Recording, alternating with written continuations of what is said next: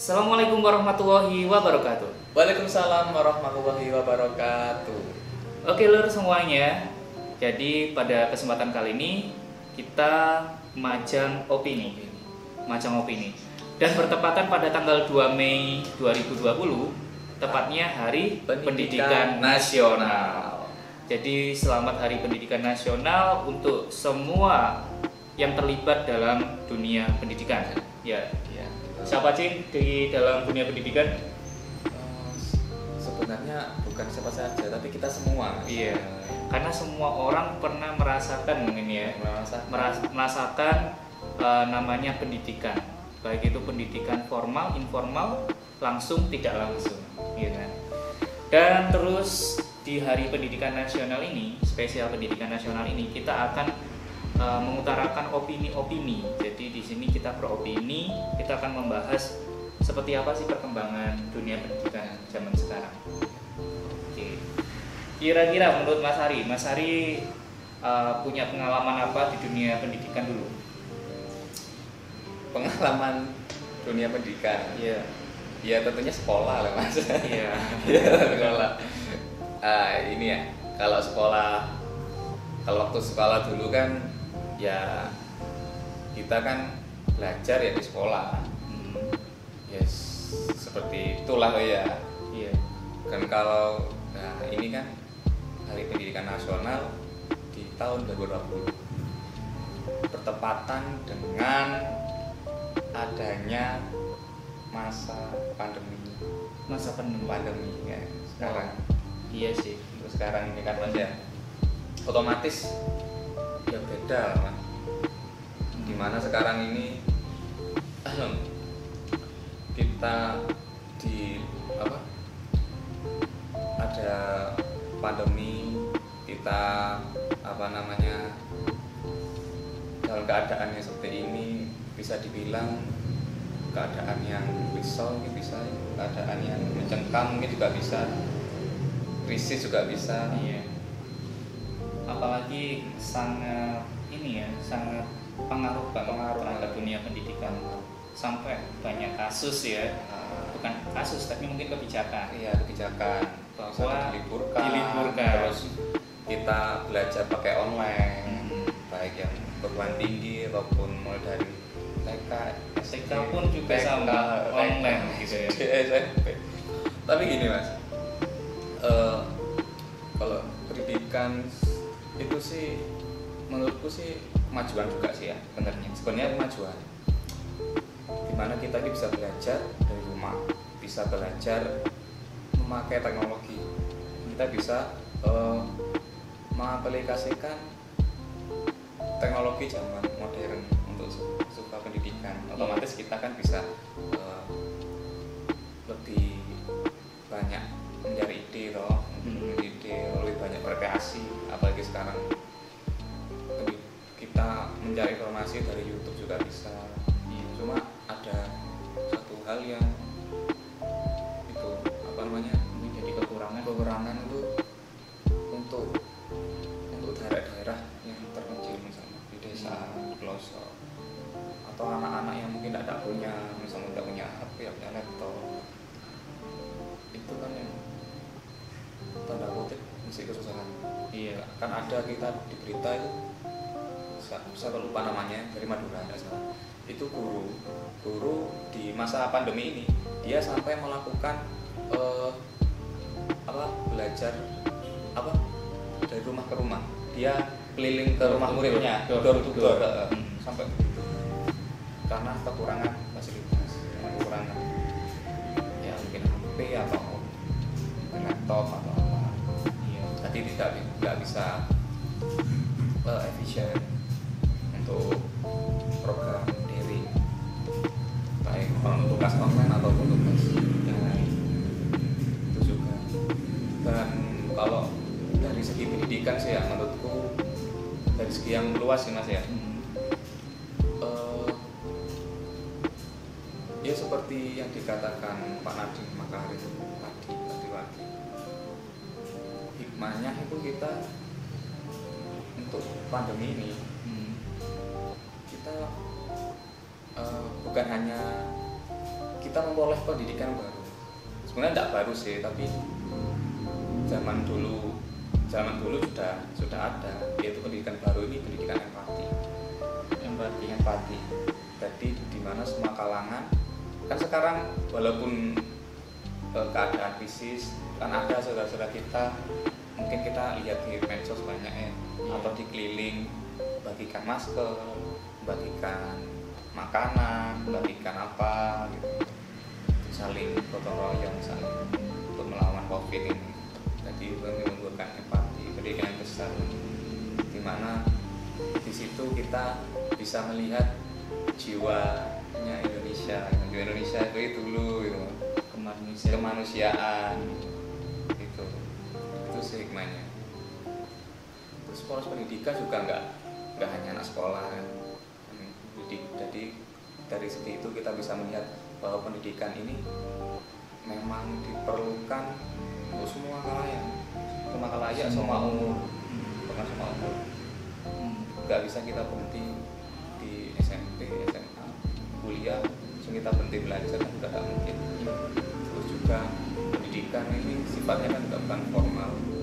Mungkin kita bisa belajar, mungkin kita bisa ahli dalam matematika, ahli dalam saintis, ahli arsitek, ahli atau tak waktu, tapi kalau kita tidak mempunyai akhlak yang baik kan attitude itu juga pendidikan yang paling utama. Attitude ya itu percuma gitu.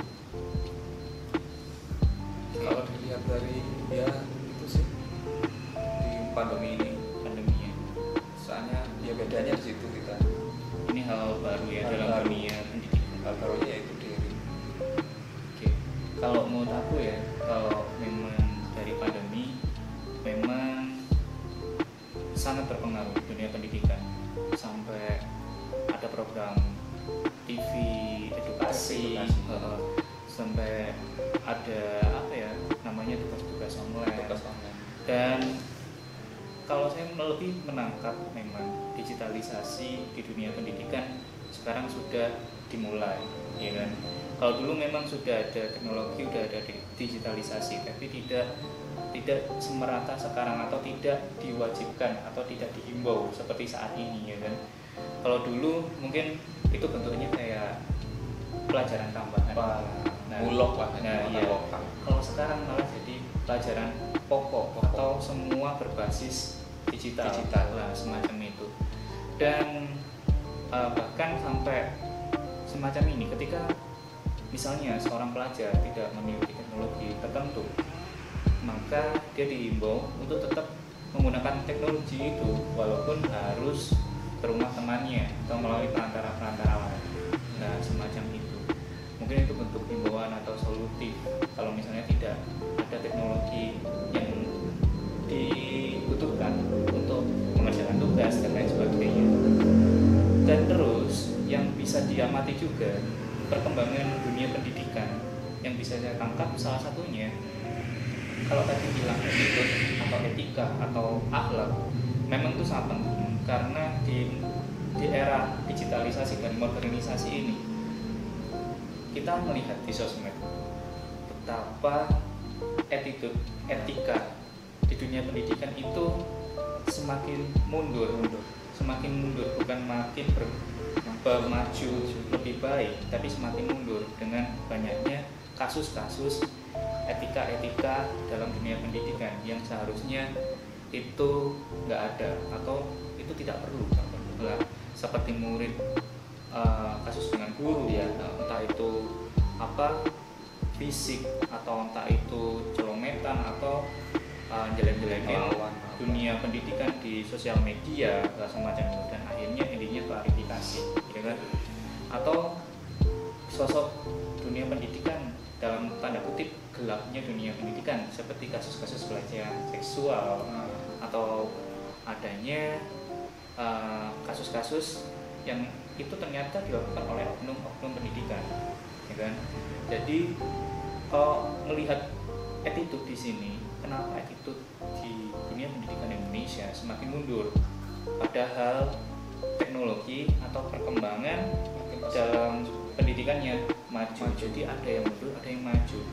Padahal seharusnya kalau ini bisa sinkron atau seimbang, itu kita mungkin bisa bersaing dengan negara-negara lain. Mungkin itu catatan, karena etika, attitude itu sangat penting dalam dunia pendidikan. Itu sangat Karena tanpa beretitude yang baik, beretika yang baik, dan berakhlak yang baik, percuma kita menghasilkan pelajar atau pendidik-pendidik yang nantinya dia mungkin sudah mumpuni, tapi tidak bisa berkarakter yang baik. Nah, kayak gitu. Jadi bukan jadi generasi yang bermoral, malah bisa jadi generasi yang amoral. Nah, itu yang sangat menakutkan, ya kan, dalam dunia pendidikan. Jadi ini juga dalam kasus pandemi corona ini, dunia pendidikan juga ada hal yang baru selain medianya. Anda itu tadi ya, diliburkan, ya kan, diliburkan. Dimana liburnya itu yang pertamanya 2 minggu, 1 bulan, nambah lagi 2 bulan, nambah lagi diperpanjang 3 bulan. Bahkan ada isu sampai mau akhir tahun, ya, akhir tahun 2020 mau diliburkan untuk pelajar tertentu di tingkatan tertentu. Yang memang kita tahu pandemi ini memang danger ya, berbahaya ya. Apalagi untuk pelajar-pelajar. Kalau misalnya pelajar itu kita nggak tahu di dunia pendidikan atau di ruang lingkup sekolah ataupun di ruang kampus, malah jadi penyebar luasan virus lah kayak gitu, takutnya seperti itu. Tapi kita melihat juga ternyata dengan efeknya libur panjang yang berimbas banyak orang tua. Malah banyak kasus orang tua pusing atau orang tua bingung mau gimana mengajarkan sesuatu untuk anaknya. Jadi orang tua bisa lebih paham ya, sulit ya ternyata mengajar anak itu ya. Nah, itu juga mungkin positif ya. Terus tadi kenapa dalam segi ekonomi seperti pembayaran sekolah tetap berlanjut padahal anaknya ada di rumah. Nah, itu juga salah satu kontra atau ini ya, yang dipermasalahkan juga ya, dari lingkungan keluarga.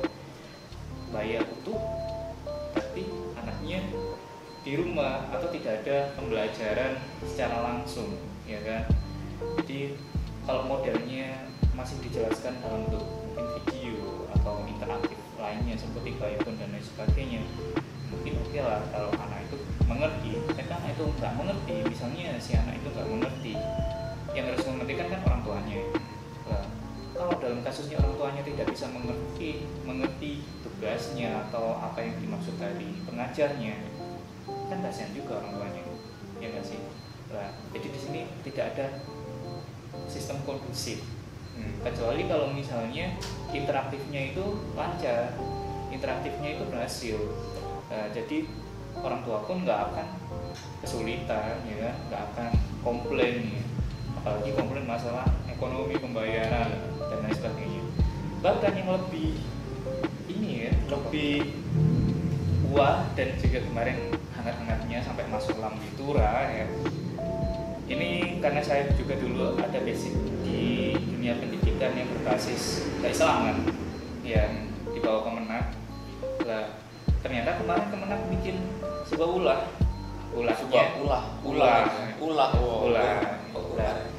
Maksudnya ulah di sini mungkin menimbulkan kontroversi.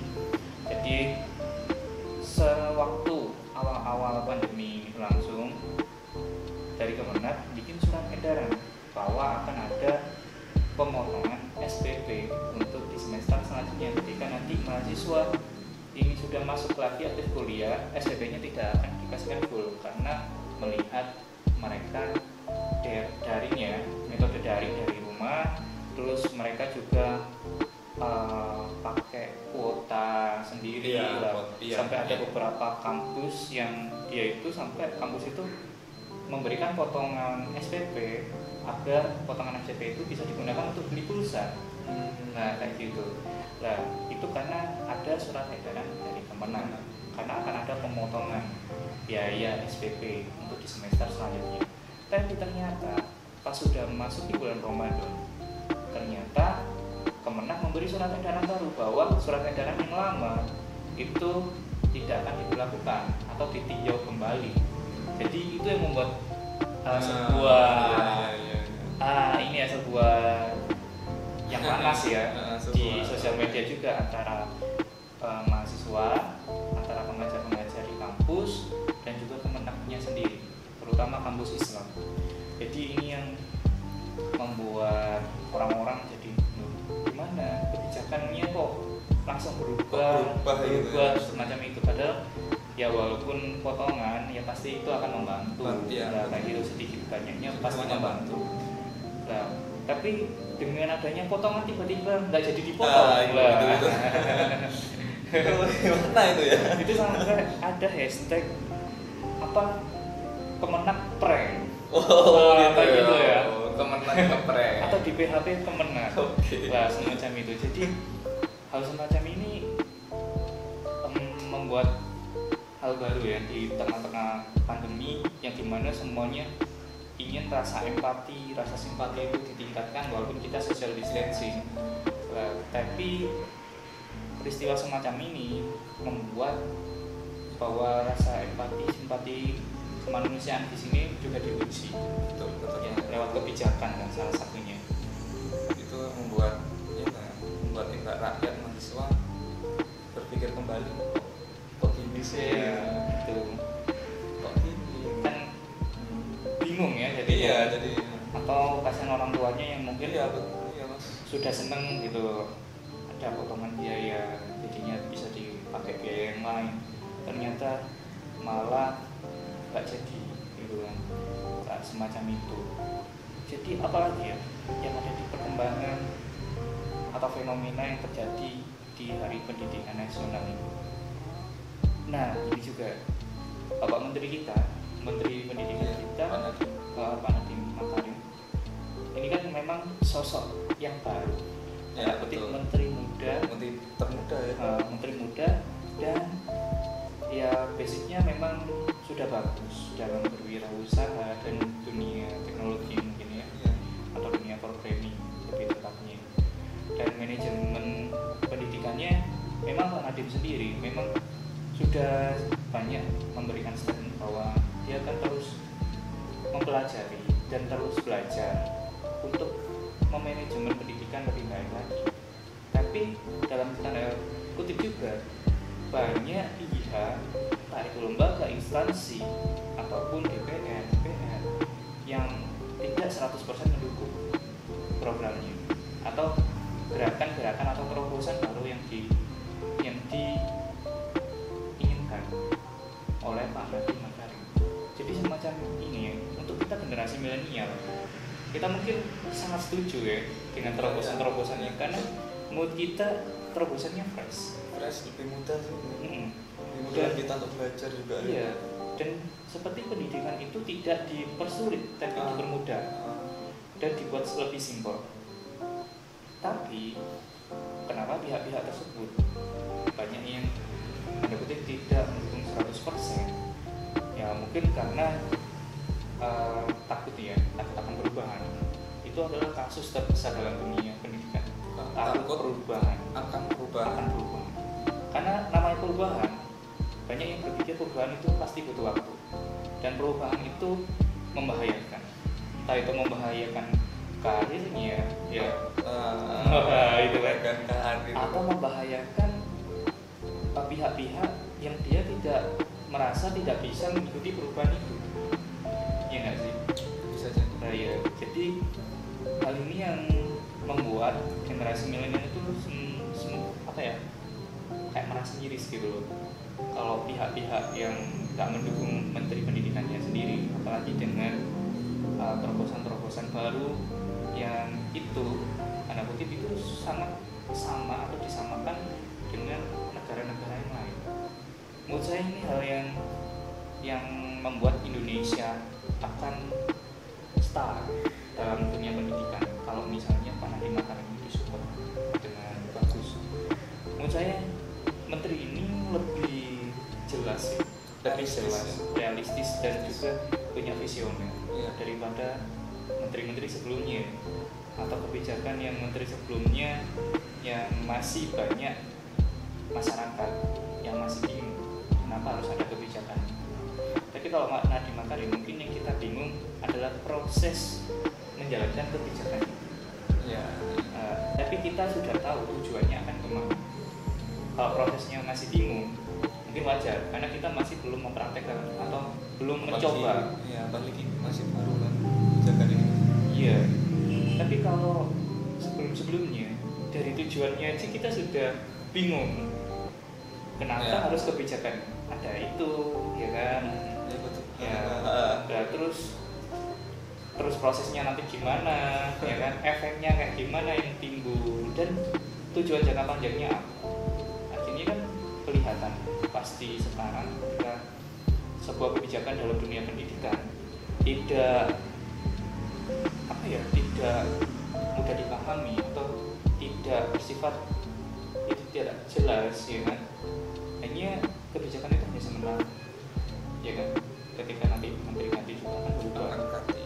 Atau menterinya belum masa ganti sedangkan kan tahun yang dulu kayak gitu ada perubahan pergantian menteri, ya kan? Apakah KSB ke-13 atau ya, dari Pak zamannya Pak Anies, ya kan? Terus ke Pak Muhadjir Effendi, ya kan? Nah sekarang Pak Nadiem Makarim ini menurut saya ini beliau punya proposal yang bagus untuk disupport. Jadi itu mungkin menurut saya. Ada lagi mungkin yang mau ditambahkan Mas? apa lagi ya? Kalau menurutku sih kita lebih pakai nurani saja tuh. Nurani lebih peka dunia pendidikan, lebih ya bisa melihat alur nanti kemana alurnya tujuannya. Karena itu yang penting. Yang penting nanti kita akan bisa apa, melihat kondisi juga kan nanti kita seperti apa. Iya, benar sekali. Jadi sekarang yang terakhir mungkin ya. Kalau harapan Mas Hari sendiri untuk dunia pendidikan kayak gimana? Kalau harapan dunia pendidikan ini kedepannya ya lebih baik lah ya. Nggak mungkin lah mulai dulu ya lebih baik. Lebih baik, lebih anak-anak milenial lebih fokus ke apa yang mereka suka. Menurutku gitu. Langsung ke passion. Mereka langsung mencari passion. Karena itu yang lebih penting, Mas. Kita mungkin pengalaman saya sendiri saja juga dulu mulai dari STK, SD main, mulai dari SMP sampai SMA, sampai kuliah itu kita masih itu proses untuk mencari jati diri. Sedangkan dalam dunia pendidikan sendiri kurang untuk menghimbau para siswa itu untuk apa ya? Untuk diarahkan ke kamu suka apa sih? Untuk diarahkan ke itu apa? Ke passionnya masing-masing. Dan kita tidak tahu. Kita kan baru tahu ini mungkin setelah zaman 2012-an ya, atau 2015-an baru tahu tentang fashion itu ya. Kan dulu sebelum itu kita punya teman misalkan anaknya kidal, anak kidal nulis tangan kiri, kita hina, kok kidal sih? Kadang ada guru yang nggak tahu, kok anu sih? Kok pakai tangan kiri? Kan nggak bagus. Tapi ternyata dia menyimpan sejuta-juta potensi, Mas. Bisa ternyata dia pintar melukis, dia di seni, otak kanannya main gitu. Mungkin ya kita harus lebih melihat potensi. Ya ini juga PR guru juga sih. Guru soalnya emang sulit Mas melihat potensi anak-anak kan juga harus mengetahui juga. Harus sadar diri juga lah kita. Itu di situ sih. Itu saya ya biar nggak buang-buang waktu kan. Maksudnya sudah muda sudah bisa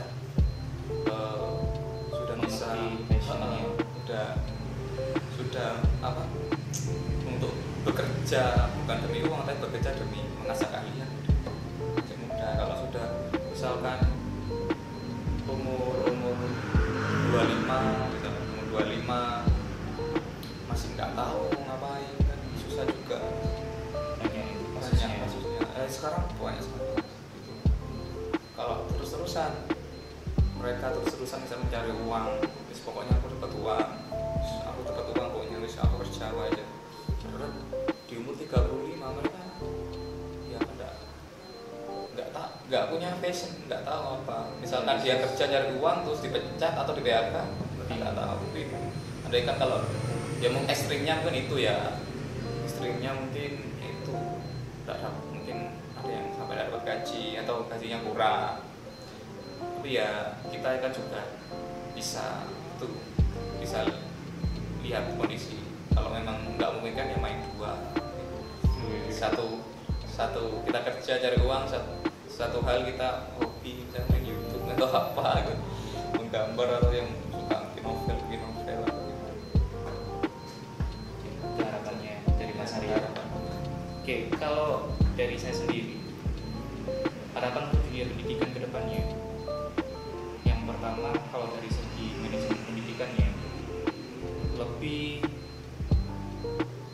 memperhatikan bagian-bagian penting dalam dunia pendidikan. Jadi kalau selalu dari tahun ke tahun selalu bilang kurikulum lah semacam itu lah, apakah kurikulum itu merupakan hal bagian terpenting dalam dunia pendidikan? Menurut saya bukan, tapi proses dalam dunia pendidikan itu adalah bagian terpentingnya. Kalau kurikulum ini tidak bisa dipahami dengan baik, dalam proses pendidikannya pun akan salah atau hanya mengikuti kurikulum tanpa ada variasi atau inovasi baru antara pengajar dengan yang diajar atau pelajarnya, ya kan kayak gitu. Jadi selalu dari tahun ke tahun itu bingung masalah kurikulum, nanti kurikulumnya gimana, kurikulumnya apa, nah itu harusnya yang diperhatikan atau yang dianggap penting yaitu gimana metode belajarnya yang bisa se-efektif mungkin, se-inovasi mungkin, yang membuat belajar ini semangat, sebebas mungkin. Nah, kayak gitu, semacam itu. Kalau bisa, karena belajar mereka bisa berkarya. Nah, itu adalah tanda penting karena banyak orang yang tidak bisa berkarya karena dia bingung untuk memulai karyanya dari apa dan belajarnya kayak gimana. Nah, semacam itu. Terus kalau dari manajemen sudah bagus semacam itu, pasti nantinya manajemen pendidikan Indonesia itu bakal teratur dan sama rata. Semuanya jadi punya inovasi baru. Jadi cara pengajarannya menyenangkan, ya kan? Lah terus muridnya merasa sekolah itu menyenangkan juga, ya enggak? Jadi kalau menyenangkan sama menyenangkan, kemungkinan tanda kutip etika guru atau akhlak guru itu semakin menurun atau bahkan nggak ada, ya kan? Karena muridnya suka sama gurunya senang dengan muridnya, jadi nggak ada crash dalam dunia pendidikan. Terus yang terakhir yaitu ini penting juga, memanusiakan manusia dalam dunia pendidikan, ya karena banyak juga honorer atau pekerja-pekerja dalam dunia instansi pendidikan yang mungkin tanda kutip masih belum dirasa kesejahteraannya dianggap. Nah, untuk dianggap biar sejahtera juga, karena banyak kasus memang yang guru-guru PNS ada sertifikasi atau guru-guru yang sudah lama terjun di dunia pendidikan, dia juga ada mungkin reward tertentu. Tapi untuk guru honorer ini banyak juga yang mereka akhirnya beralih profesi. Yang awalnya mungkin cita-cita jadi guru, terus ketika merasakan jadi guru honorer akhirnya beralih profesi karena menganggap kesejahteraan dalam bidang guru honorer kadang juga pekerjaan nggak seimbang. Tuntutan dari pendidikan tentang laporan apa nggak seimbang. Tidak merasa disetarakan atau disejahterakan, kecewaan atau rasa keputusasaan ini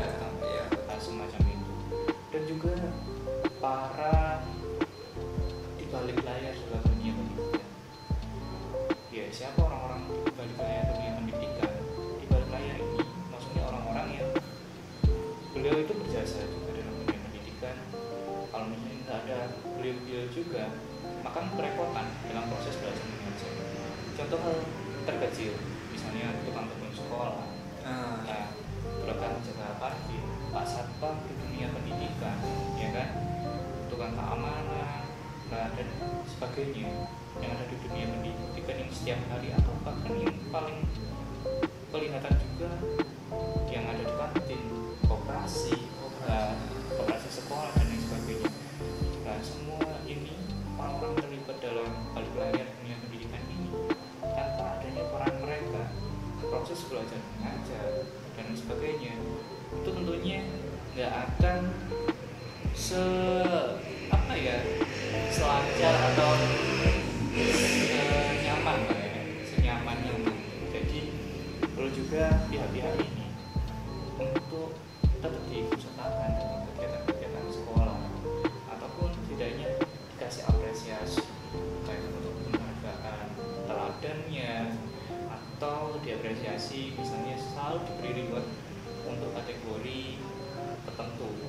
Nah, misalnya yang menilai nanti dari pihak kepala sekolah dan juga murid, ya kan, jadi biar ada keseimbangan semacam itu. Jadi kalau semuanya enak, dunia pendidikan itu akan diburu oleh para pencari pekerjaan, karena dianggap dunia pendidikan ini sudah menjadi tujuan yang bisa memopang hidup dalam jangka waktu yang panjang dari semua aspek, semua lapisan.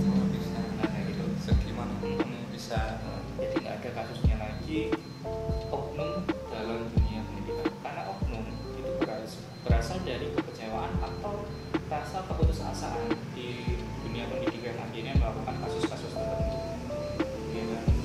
Nah, semacam itu. Jadi itu aja mungkin ya opini kita dan harapan kita untuk dunia pendidikan. Terus terakhir nih ya, tadi macam project sudah upload flyer di sosial medianya macam project. Jadi ada beberapa flyer itu kita mengucapkan selamat Hari Pendidikan Nasional, dan pada flyer itu juga ada captionnya yang menurut saya juga menarik ya. Semakin banyak kamu baca, semakin banyak kamu tahu. Semakin banyak kamu tahu, akan semakin sering kamu belajar. Semakin banyak kamu belajar, akan semakin kamu berilmu. Semakin berilmu, makin banyak relasi. Semakin banyak relasi, maka akan semakin mudah bagi kita untuk sekedar mengelilingi dunia. Jadi dengan hal simpel aja ya, membaca, ya kita bisa, yang katanya Bapak Muhammad Hatta, jendela dunia. Kita bisa mengelilingi dunia dengan hanya berawal membaca. Nah, itu aja. Jadi dalam dunia pendidikan semuanya harus terus berjuang memajukan Indonesia, dan semoga jaya selalu dunia pendidikan nasional. Oke, terima kasih untuk penonton setia Majang Project Official ya. Dan sebelum kita tutup, ada promo. Kita juga mau promo, kita mau endorse. Ada 2 item nih ya. Jadi kalau misalnya dulur-dulur Majang Project Official misalnya lagi main atau lagi melewati ya kan daerah Jalan Kiai Gosali, itu silahkan mampir ke Majang Project Store. Jadi di Majang Project Store kita juga ada beberapa hal yang kita jual, seperti kita jual kaos, kita jual jaket, hoodie, sweater. Nah, terus kita juga terima cetak sablon. Kita juga terima jasa pembuatan pop-up, ada juga jual sepatu dan juga topi.